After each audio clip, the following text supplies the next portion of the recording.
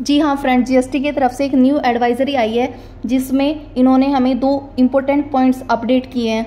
First important point है हमारा, और सेकंड उससे भी ज़्यादा इम्पोर्टेंट है, क्योंकि ये फर्स्ट जो पॉइंट है वो ऑलरेडी हमें इन्होंने नोटिफिकेशन दे दिया था इसका, लेकिन सेकंड वाले पॉइंट के लिए इन्होंने हमें कोई नोटिफिकेशन दिया नहीं, इम्प्लीमेंट भी कर दिया है।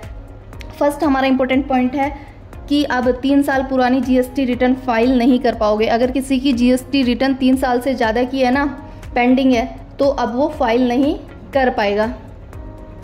और अगर मैं सेकंड इम्पोर्टेंट पॉइंट की बात करूँ तो उससे तो आप भी परेशान होने वाले हैं, क्योंकि हम क्या करते हैं, जीएसटी का कोई भी डेटा सेव नहीं करते, क्योंकि वो ऑलरेडी हमारे जीएसटी पोर्टल पर सेव रहता है। बट अब जीएसटी पोर्टल ने क्या किया है, उन्होंने क्या अपडेट दिया है, वो अपने पास केवल 7 ईयर का डेटा ही सेव रखेगा।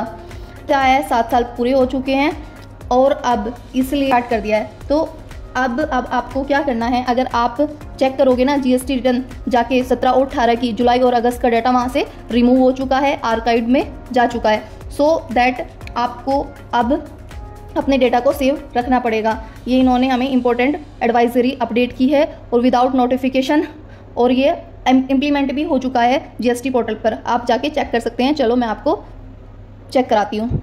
जब आप अपना जीएसटी पोर्टल ओपन करोगे ना और 17-18 की रिटर्न चेक करोगे, 17-18 पे जाओगे, तो आपको क्या होगा, यहाँ पर जुलाई और अगस्त की रिटर्न ही शो नहीं होगी, क्योंकि जीएसटी पोर्टल ने आपका 2 मंथ की जो रिटर्न थी वो आर्काइव कर चुके हैं। सो अब आपको इससे कैसे बचना है, उसके लिए आपको क्या करना है, उसके लिए आपको सिंपली कुछ नहीं करना है, अपना डेटा सेव करना है। एवरी मंथ की जीएसटीआर 1, 3B, जीएसटीआर 9 आप जो भी फाइल करते हैं, अपनी जोन सी भी रिटर्न फाइल करते हैं, एट अ टाइम सेव करिए या अपनी फाइल बनाइए, कैसे भी करिए, क्योंकि अब जीएसटी पोर्टल आपका डेटा 7 ईयर से ज़्यादा अपने पास सेव नहीं रखेगा। हो सकता है आपके केस आ रहे हों लास्ट 17 और 18, किसी के केस लगे हुए हैं 17 और 18 के, अब वो क्या करेंगे, जुलाई और अगस्त का डाटा तो गया। इसलिए अपना डेटा सेव करिए, एक फाइल बनाइए या आप अपने PDF सेव करिए, कैसे भी करके अपना डेटा